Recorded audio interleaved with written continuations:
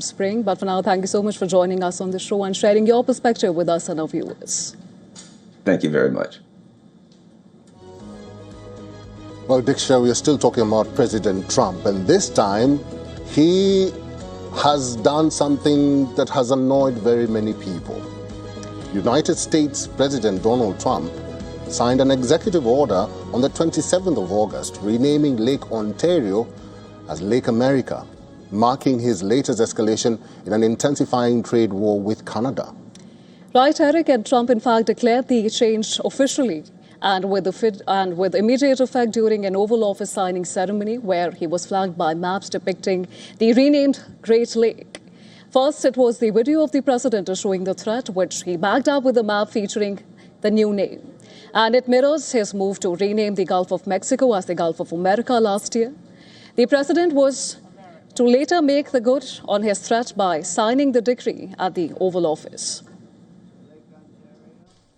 And they can continue to make their cars for Canada, but we don't want them to make cars for the United States of America. It's very simple. Likewise, many other products. So the lake change, Lake of America, was something I've been thinking about for a long time, actually. As you know, we took something called the Gulf of Mexico, we changed it, and now it's very routinely the Gulf of America. So if you think about it, we have a Gulf and we have a lake. Now all we need is an ocean. So maybe we'll have to change the name of the Atlantic and or the Pacific. Maybe we'll change them both. Canadian Prime Minister Mark Carney and Ontario Premier Doug Ford swiftly rejected the rename. Carney noted the name has 400-year-old indigenous roots. Legal experts confirmed the United States has no authority to alter what Canada or international bodies call the shared body of water. Typical Trump. He's being a bully. He golds. He antagonizes. He tries to get under your skin so you have a visceral, emotional reaction that you want to strangle him. I don't think it means a whole lot, to be honest. I think he's just trying to egg us on, make us angry, get us make us dislike him more. Well, the two men are at odds as the trade war between the two nations ramps up. Canada announced the imminent imposition of tariffs on around 700 U.S. products. While the new levies retaliation for fresh U.S. tariffs, they are scheduled to kick in on September 8th. Following a breakdown in cross-border trade talks, the U.S. imposed a 50% tariff on roughly $20 billion worth of Canadian imports.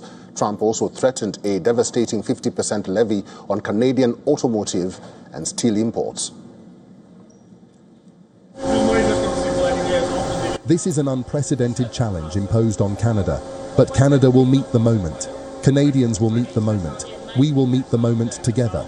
And as the Prime Minister has said, we will support our workers, our businesses, and our industry with whatever it takes, for as long as it takes. That is the essence of the message this morning, and that's why we are united with you, and that's why we want to present what we have to offer to Canadians. And then there's the feud with the Kennedy Center. Trump's battle to make the center his own returned to court on Thursday, where a judge heard arguments about whether Trump's name may be inscribed on the building.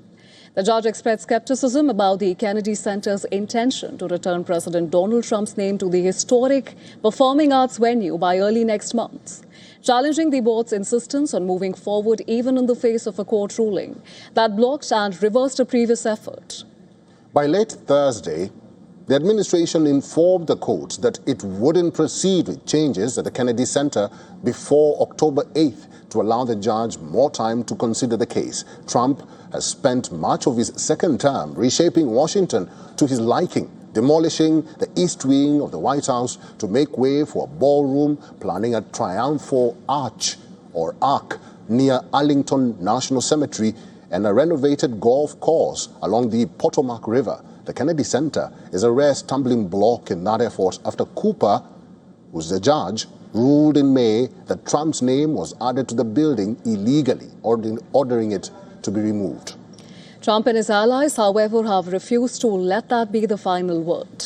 The Kennedy Center, the lawyers argued, will deteriorate further into an unsafe, decrepit structure that will be required to be taken down. With a determination to follow on what to build on the site, such as a large outdoor amphitheater, overlooking the Potomac River that has been proposed by some for many years now.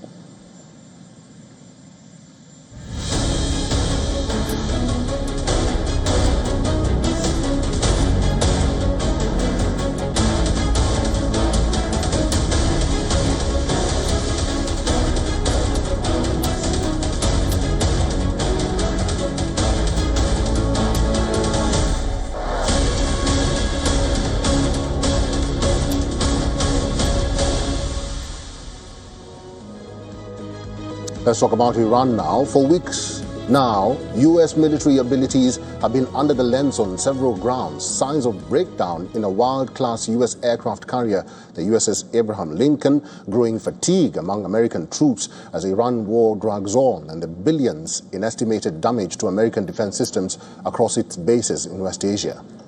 While the publicly available details, analysis by several experts and intelligence inputs have been watched by leaders across the world. And Donald Trump's friend, Vladimir Putin, is no exception.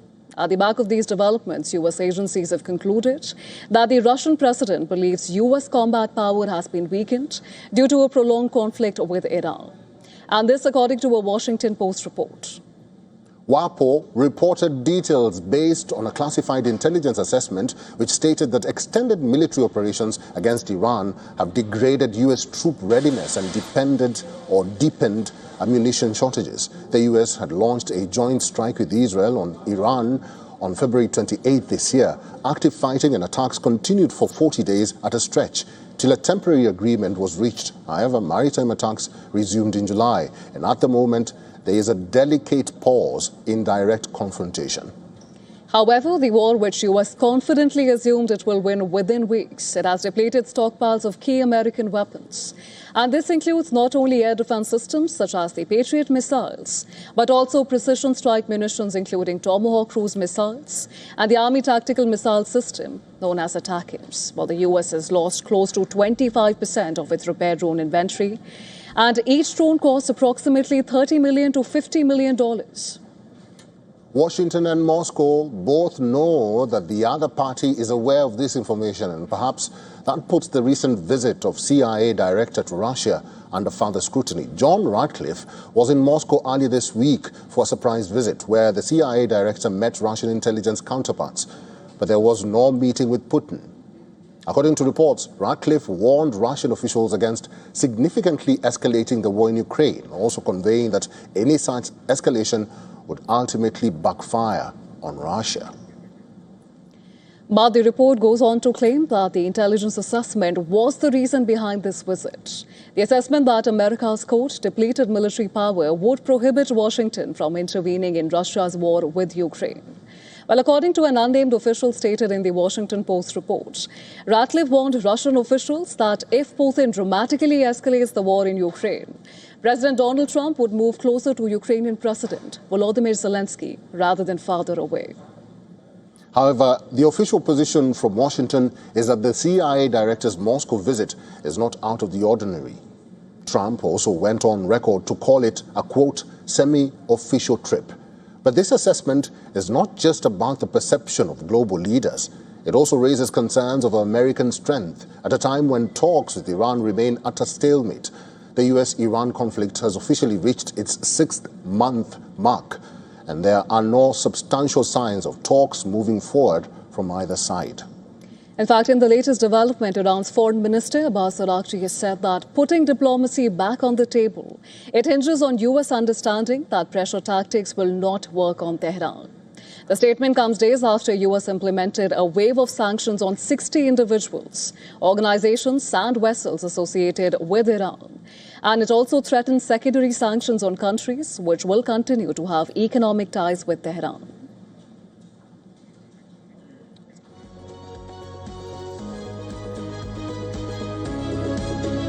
Well, Diksha, let's move from Iran to Venezuela. And the country is reportedly considering leaving OPEC more than 6 decades after helping create the oil cartel. At the same time, the United States is negotiating for an ownership stake in some of Venezuela's most productive oil fields. Right, Eric, and the developments, they could mark a major shift in the global oil power balance here, because Venezuela is closely examining plans to leave OPEC. And according to reports, no final decision has been made as of yet, but the idea has been discussed with U.S. officials. Venezuela was one of 5 countries that founded OPEC in 1960. But its influence has declined after years of U.S. sanctions, economic crisis, and falling oil production. Venezuela pumped around 1.16 million barrels per day in July, according to a Bloomberg survey. That is less than half the level of a decade ago.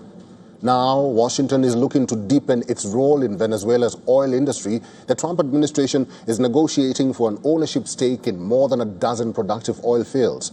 Those fields are estimated to contain around 90 billion barrels of proven reserves. Venezuela as a whole has around 300 billion barrels of proven reserves, the world's largest. Under the proposed arrangement, the U.S. would hold an ownership stake while private companies, including U.S. firms, would develop the fields.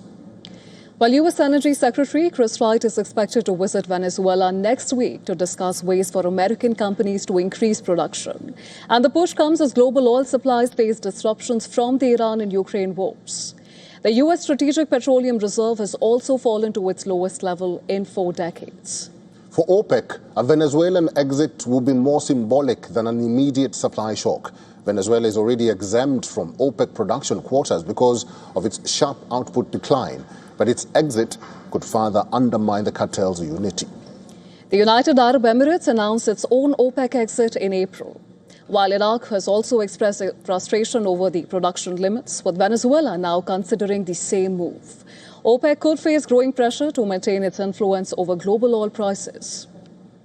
For Washington, the strategic aim is to expand access to Venezuela's vast oil reserves, boost production, and potentially reduce the influence of OPEC. For Caracas, leaving OPEC could provide greater freedom to raise output and attract international investment. But the bigger question is whether a closer U.S.-Venezuela oil partnership could eventually redraw the global oil map.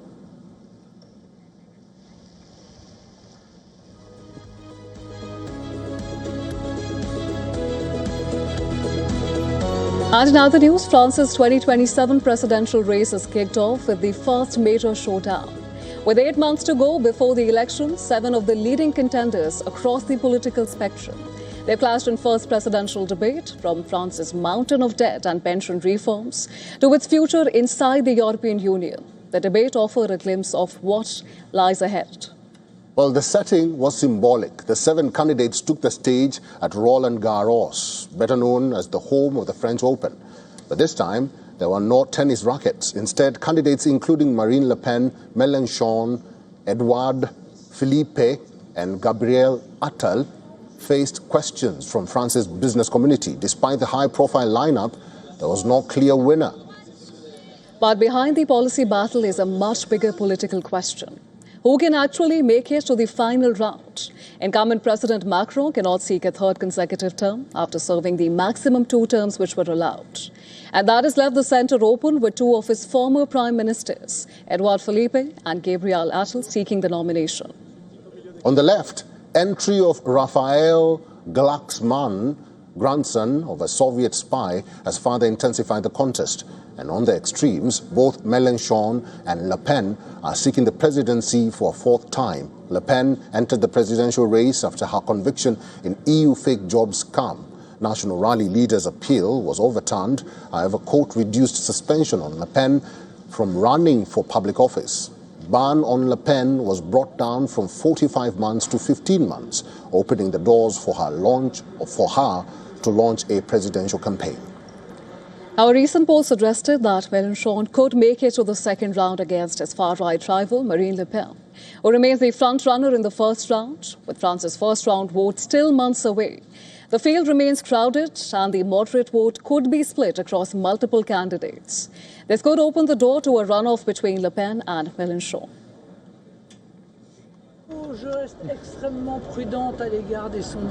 I remain extremely cautious about opinion polls, especially as the campaign is only just beginning. So I believe the presidential campaign is essential, precisely so that we can compare the different platforms. The Roland Garros debate did not produce a clear winner, but it did make one thing clear. The race to replace Emmanuel Macron is already shaping up the battle over France's economy, its place in Europe, and the future direction of the country.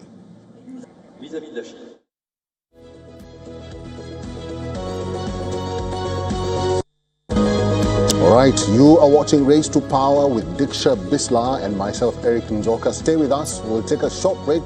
We'll be right back.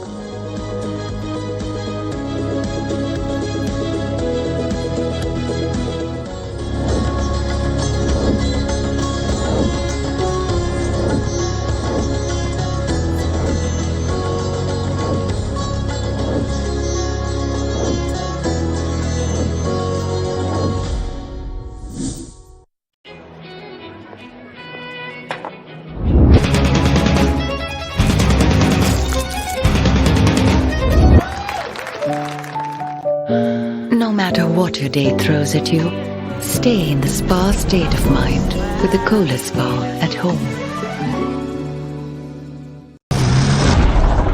The architecture of war is changing. Geography is no longer a shield. The battlefield now stretches from sea to space. Meet the veterans, industry stalwarts, and innovators.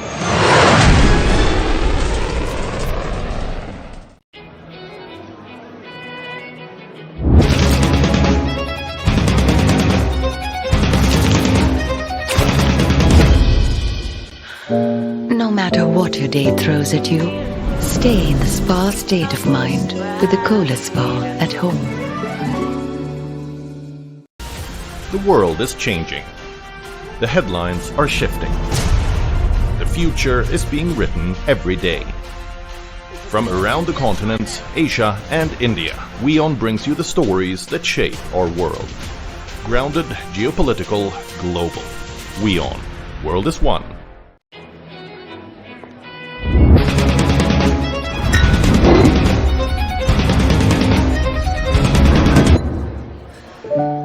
No matter what your day throws at you, stay in the spa state of mind with the Kohler Spa at home.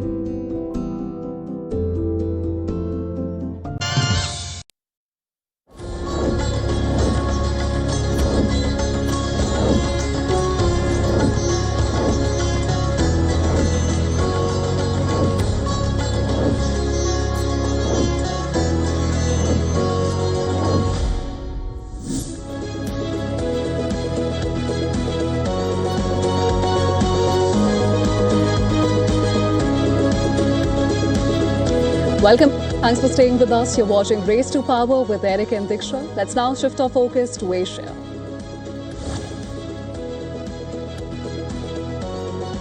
Well, the countdown to SCO summit has begun. The high-stakes gathering comes at a time when multilateralism is facing unprecedented challenges. Key players in the new and emerging global order are set to assemble in Bishkek.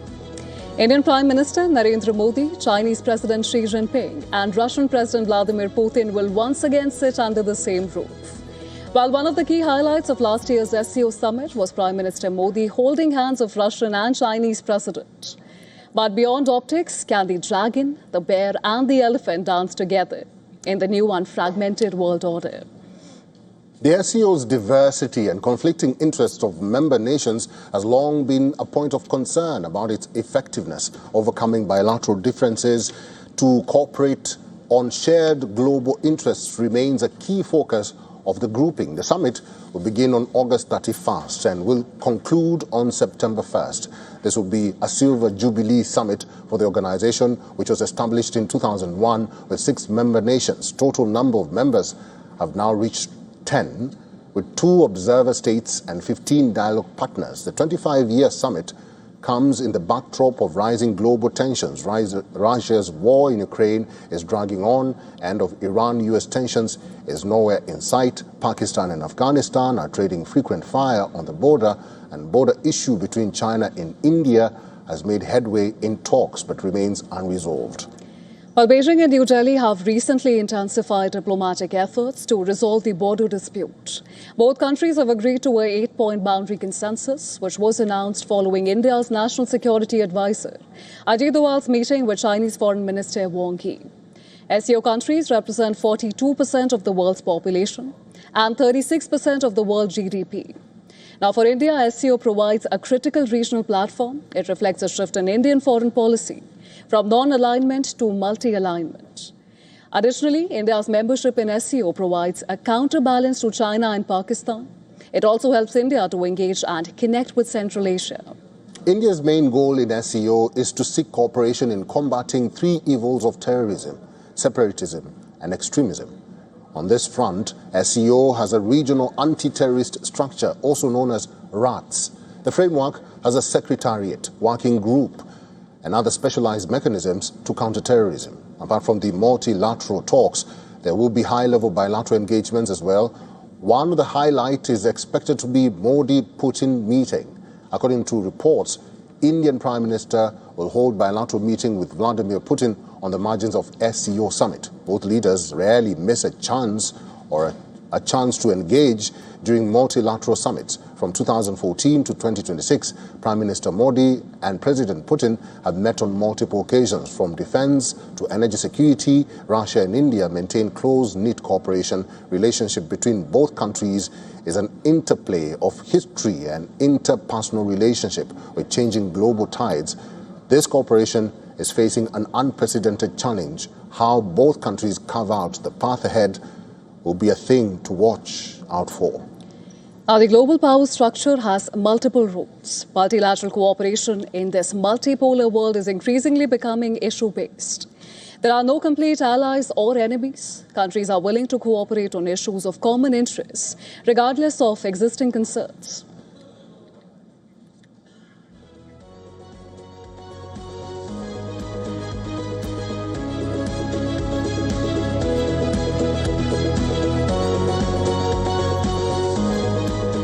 Pramit Pal Chaudhary is the head of South Asia practice at Eurasia Group. He's now joining us live from Germany. Chaudhary, thank you very much for making time for us and welcome to the broadcast. There are 2 non-West blocs that will be present at the SCO summit, and that includes Russia and Iran. They're both at war. What do you think they will be seeking from the SCO this time, and how can SCO help both countries? So the SCO is not it has a military component to it, but it's not an alliance. It does some exercises and so on, largely in the Central Asian, Eurasian mass. What Russia has normally sought from the SCO and its parallel organization, the BRICS, has been diplomatic support. They have looked for statements that would give them at least indirect support regarding the conflict in Ukraine. For example, statements critical of Western sanctions, which have been a problem for Russia.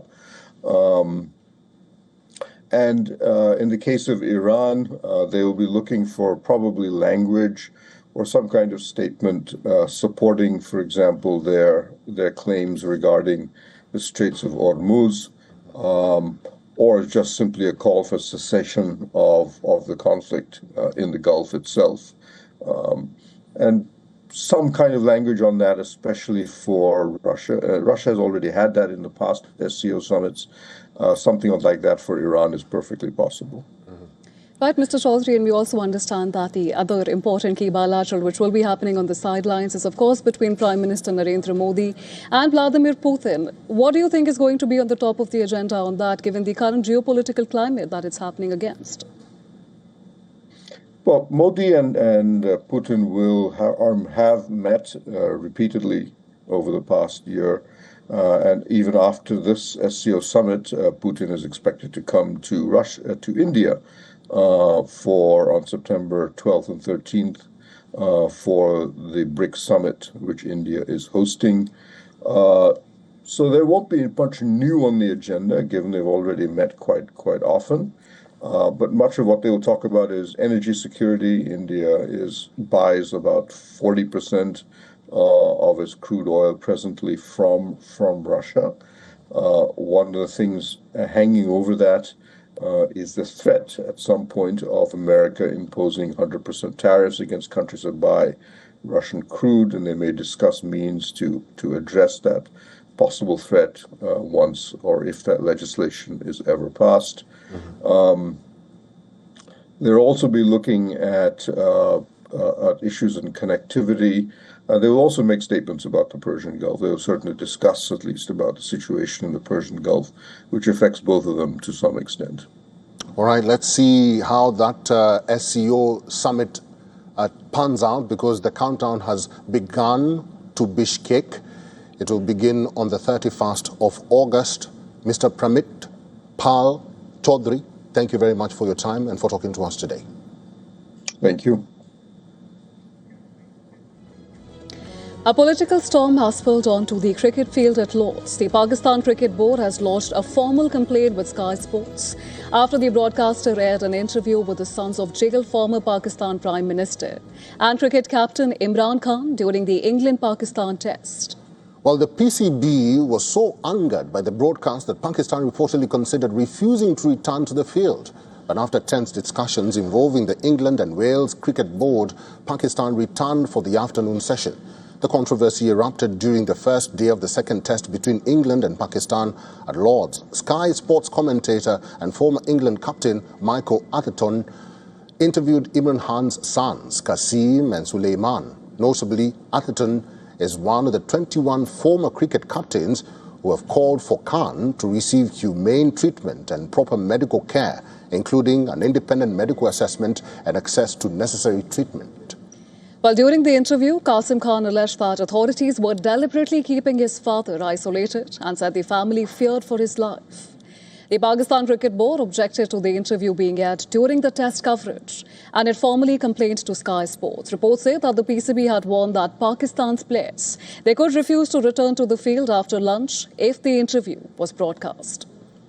Sky initially held back the segment before eventually airing it during the lunch break. The England and Wales Cricket Board was then drawn into the dispute, with discussions taking place with the Pakistan touring party. Pakistan ultimately returned to the field and the match continued as scheduled. The controversy comes amid renewed concerns over Imran Khan's health and his treatment in custody. The 73-year-old former Prime Minister has been in prison since 2023. Khan's family and political supporters have repeatedly alleged that he is being denied adequate medical care and is being kept in isolation.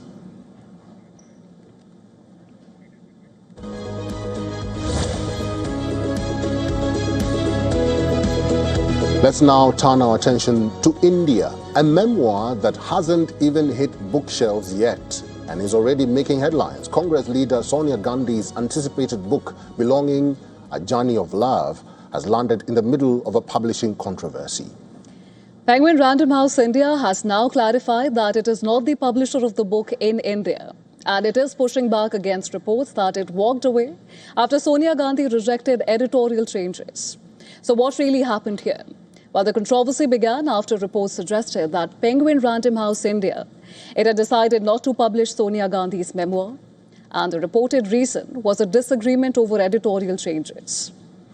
But Penguin Random House India is now setting the record straight. The publisher says it is not the Indian publisher of Belonging and says it is wrong to suggest that it decided against the book because the author refused editorial changes. The company says fact-checking a manuscript and recommending changes is a normal part of publishing. It says it remained willing and keen to publish the book throughout its discussions with Sonia Gandhi. But what exactly was discussed? Penguin isn't saying. The publisher has cited confidentiality, leaving the details of the editorial disagreement behind closed doors. And that makes the book even more intriguing. Meanwhile, Alfred A. North, a Penguin Random House imprint in the United States, is reportedly set to publish it internationally. And with Penguin Random House India out of the Indian publishing picture, reports indicate other publishers are now looking to secure the Indian rights. Well, HarperCollins has also reportedly emerged as a strong contender here.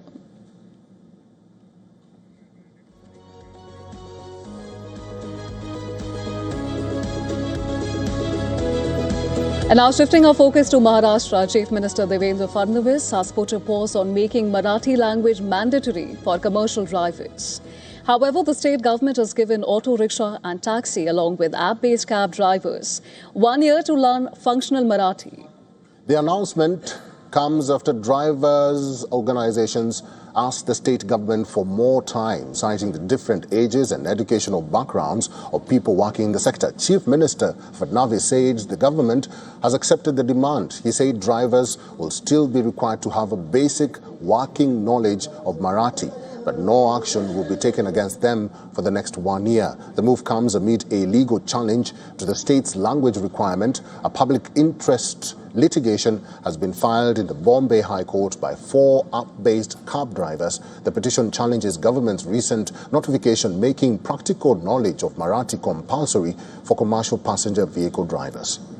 Now, the petitioners argue that the requirement violates their fundamental rights under Articles 14, 19 and 21 of the Constitution. They also argue that the Motor Vehicles Act 1988 does not prescribe any language requirement for a driving license. The petitioners say that the rule could particularly affect poor and migrant drivers, putting their badges and permits at risk and threatening their livelihood. The PIL is seeking an immediate stay on the notification, with the petitioners saying that the rule could affect nearly 9.65 lakh drivers across Maharashtra. The controversy followed the state government's decision to make functional Marathi mandatory from August 12th. The rule was announced by Maharashtra Transport Minister Pratap Sanaik, who is a Shiv Sena leader, a party that is actively pushing for Marathi language for those who want to work in Maharashtra. Under the amended rules, drivers who fail to demonstrate a working knowledge of Marathi could face suspension of their driving license authorization for 3 months. Repeated violations could eventually lead to permanent cancellation. On August 22nd, the Maharashtra Transport Department conducted a statewide exercise to assess drivers' knowledge of Marathi. A total of 5,211 drivers were tested across Maharashtra. Following the exercise, 777 drivers were issued notices asking them to acquire practical knowledge of Marathi within 1 month. The government's position remains that drivers working in Mumbai should know basic functional Marathi. The question now is how the requirement will be implemented and whether it will survive the legal challenge.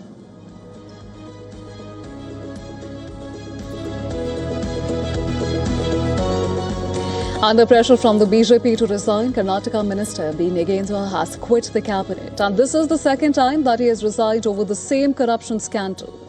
Nagendra's resignation comes barely 25 days after he was re-inducted into the cabinet by Chief Minister D.K. Shivakumar in the cabinet expansion exercise. The Congress leader broke down as he announced his resignation. Annapurna ಅವರಿದ್ದಾರೆ, ಅವರೆಲ್ಲರೂ ಕೂಡ ಒಟ್ಟಿಗೆ ನಾವಿದ್ದೀವಿ ನಿಮ್ಮ ಜೊತೆಗೆ, ತಮಗೇನು ಆಗಲ್ಲ ಅನ್ನುವಂಥದ್ದನ್ನ ನನಗೆ ಧೈರ್ಯ ತುಂಬ್ತಾ ಇದ್ರು. ಇವತ್ತು ಆ ನಿಟ್ಟಿನಲ್ಲಿ ಇವತ್ತು ಯಾರು ನಮ್ಮ ಪಕ್ಷ ಮುಜುಗರಕ್ಕೆ ಒಳಗಾಗಬಾರದು ಅನ್ನುವಂಥ ವಿಚಾರದಿಂದ ನನ್ನ ಸ್ವಾಇಚ್ಛೆಯಿಂದ ನನ್ನ ರಾಜೀನಾಮೆಯನ್ನ ಇವತ್ತು ನಾನು ಮುಖ್ಯಮಂತ್ರಿಯವರಿಗೆ ಕೊಡ್ತಾ ಇದ್ದೀನಿ. ಅದಾದ ನಂತರ ಅಖಾಡದಲ್ಲಿ ಏನಾಗುತ್ತೋ ತಮಗೆಲ್ಲ ಕೂಡ ಮುಂದಿನ ದಿನಗಳಲ್ಲಿ ತಿಳಿಸ್ತೀನಿ. ಎಲ್ಲರಿಗೂ ಧನ್ಯವಾದಗಳು. ತಾವೆಲ್ಲರೂ ಕೂಡ ಇಷ್ಟು ಸಪೋರ್ಟ್ ಮಾಡೋದಕ್ಕೆ ನನ್ನ ವಿಚಾರ. The BJP has alleged that 187 crore rupees from the Karnataka Dalit Valmiki Corporation was siphoned off from the state treasury when Nagendra was the state's scheduled tribes welfare minister. The controversy dates back to 2024 when Valmiki Corporation's accounts superintendent T.P. Chandrasekharan had died by suicide, leaving behind a note alleging financial irregularities in the corporation. Later, a probe found that 89 crore rupees had been illegally transferred from its union bank account to various accounts, with the overall diversion of funds pegged at about 187 crore rupees. Nagendra, who was then the Scheduled Tribes Welfare Minister, resigned from the Sidramaiah cabinet in June 2024. In fact, earlier this month, Nagendra was re-inducted into Chief Minister D.K. Shivkumar's cabinet and allocated the Planning and Statistics portfolio as part of the cabinet expansion, in which 19 Congress MLAs were inducted as ministers. Shivkumar has thrown his weight behind Nagendra, saying he was inducted into the state cabinet after a departmental inquiry, which gave him a clean sheet. Shivkumar has also ruled out his resignation, saying that the CBI and ED, they had not recovered a single penny from his house.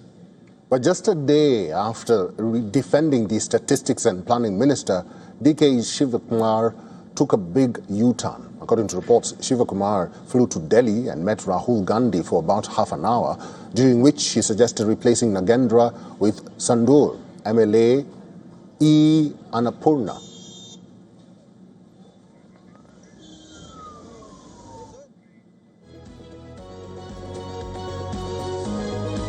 Meanwhile, political temperatures are soaring in West Bengal. Kolkata police have registered an FIR against TMC leader Derek O'Brien, Abhishek Banerjee and others over alleged obstruction and assault of police.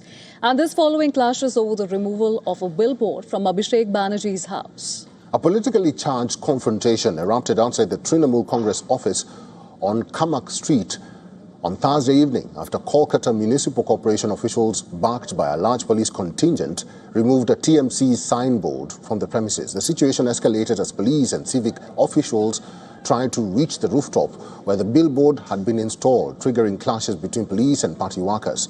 The row erupted on Thursday afternoon and continued into the night. Kolkata police say 12 people have been detained in connection with the incident. It also issued a statement on the action taken at Abhishek Banerjee's office, saying the FIRs were registered under several non-bailable sections of Bharatiya Nyaya Sanhita 2023. Police say that Derek O'Brien, Abhishek Banerjee, Humayun Kabir and others, along with their supporters, formed an unlawful assembly and obstructed police personnel and KMC officials from carrying out their duties.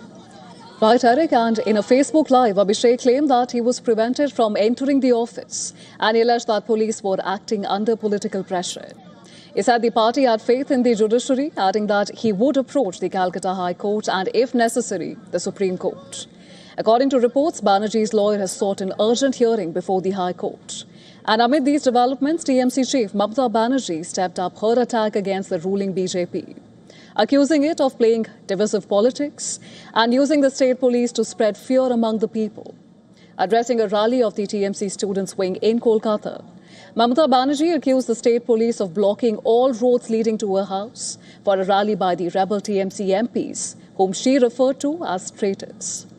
The renewed tensions between the TMC and the BJP comes a day after the Lok Sabha Secretariat issued notices to 20 rebel Trinamool Congress MPs, asking them to respond to disqualification petitions filed by TMC leader Abhishek Banerjee.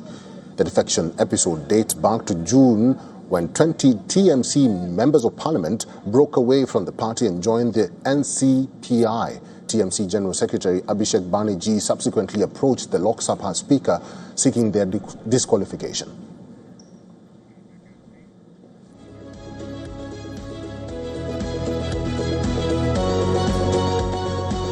SL Group Chairman Dr. Subhash Chandra has hit out at businessman Mukesh Ambani and his network news channel CNBC TV 18 for spreading false news.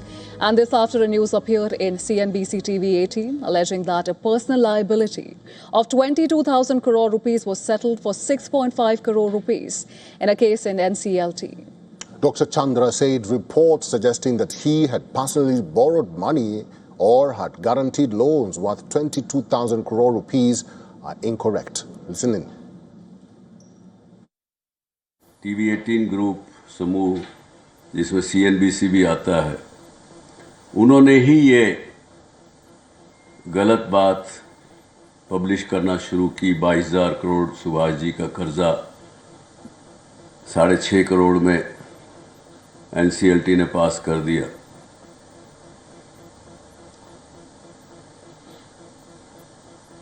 कल उनके chief editor साहब को एक मित्र ने phone भी किया, कहा भाई ये क्यों कर रहे हो आप, गलत न्यूज़ देंगे तो आपकी क्रेडिबिलिटी भी ख़राब होगी।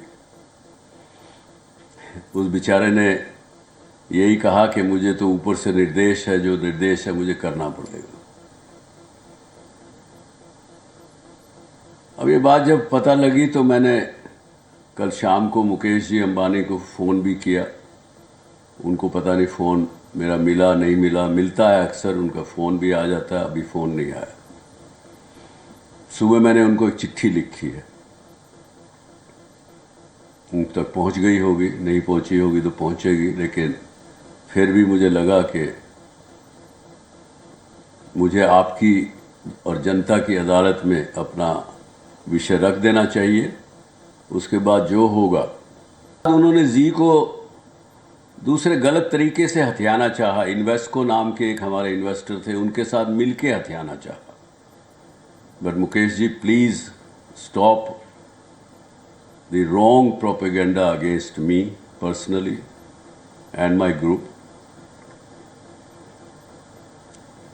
Z is a group company. I don't own anything in that. In fact, I don't own anything now after implementing this NCLT order.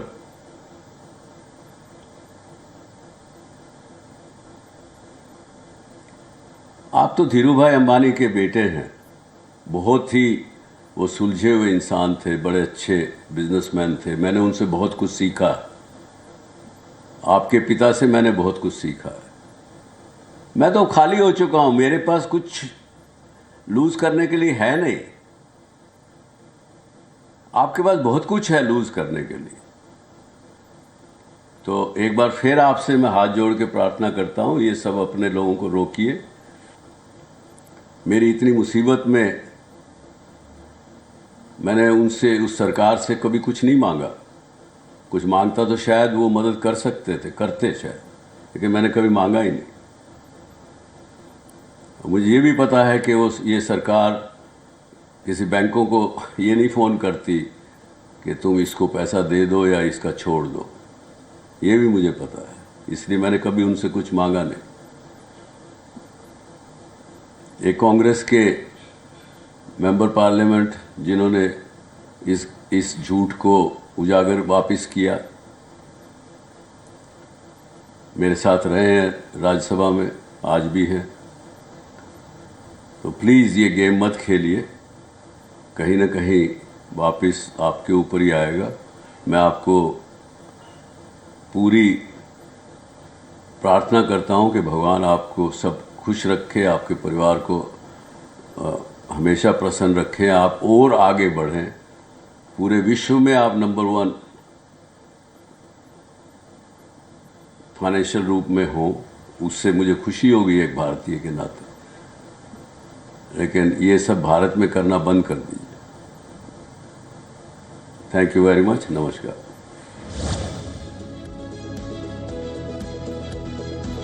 Donald Trump has always understood one thing better than most politicians.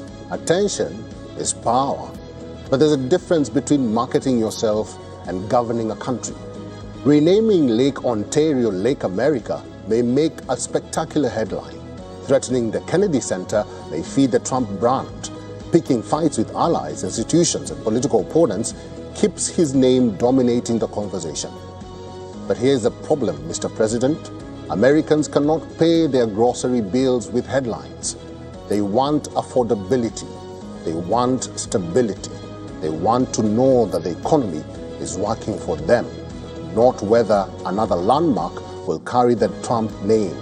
And that is where the politics of constant provocation can become a dangerous gamble, because pandering to the crowd can win applause, but eventually the crowd sends you the bill. Trump's political superpower has always been his ability to turn himself into the story. But when the president becomes bigger than the presidency, every controversy becomes personal. Every disagreement becomes a vendetta, and every policy becomes another piece of the Trump brand. And now, corporate America appears to be hedging its bets. Companies that once opened their wallets to Trump are increasingly cultivating Democrats ahead of the midterms, not necessarily because they have suddenly fallen in love with the opposition, but because they fear what a Democratic-controlled House could do with subpoena power and congressional investigations. That should send a message. When even corporate America starts preparing for the possibility of a political reckoning, perhaps the Trump brand is becoming a liability. The midterms are approaching, and Americans may soon get the chance to answer one question. Do they want a president who keeps marketing himself, or a government that makes their lives more affordable? Because America does not need another name on a map. It needs results on the ground. And that, Mr. President, is where the branding ends and the verdict begins. And on that note, it's a wrap on this edition of Race to Power. But don't go anywhere. More news and updates will follow on the other side. You're watching WION World as well. Stay tuned. Bye-bye.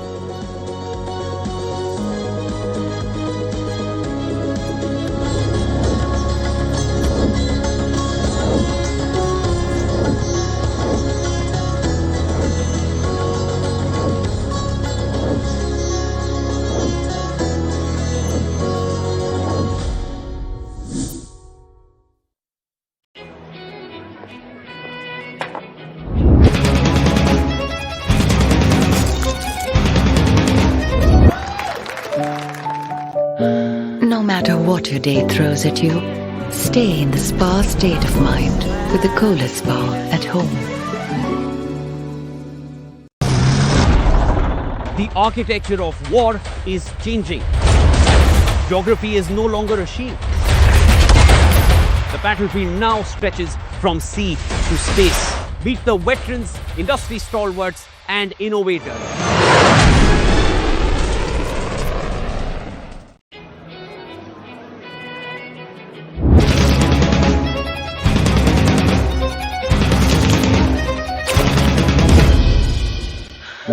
No matter what your day throws at you, stay in the spa state of mind with the Cola Spa at home. The world is changing. The headlines are shifting. The future is being written every day. From around the continents, Asia and India, WION brings you the stories that shape our world. Grounded, geopolitical, global. WION. World is one.